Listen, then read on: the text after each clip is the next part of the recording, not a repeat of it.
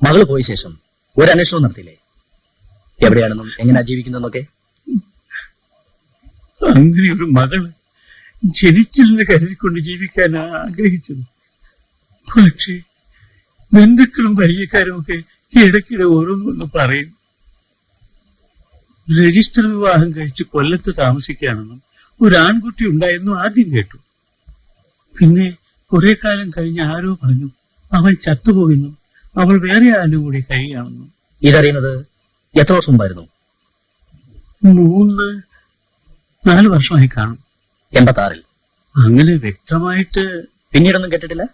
കേട്ടു. വ്യഭിചാര കുറ്റത്തിന് police arrest ചെയ്തെന്ന്. അതെന്നായിരുന്നു?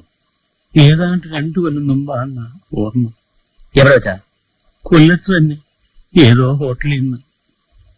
ഇതാര് പറഞ്ഞറിഞ്ഞത്? പത്രത്തിൽ വന്നത്. അതോടെ ആളുകൾ പുച്ഛത്തോടെ ഞങ്ങളെ നോക്കിത്തുടങ്ങി. ബന്ധുക്കളും പരിചയക്കാരും ഒക്കെ അകന്നുപോയി. ഞങ്ങൾ ഇതിനുള്ളിൽ അടച്ചു മൂടി കഴിയുക. ലോകവുമായി ഒരു ബന്ധവുമില്ല. അവളെപ്പറ്റി എന്തെങ്കിലും എഴുതി വരുമെന്ന് പേടിച്ച് പത്രം പോലും കാണാറില്ല.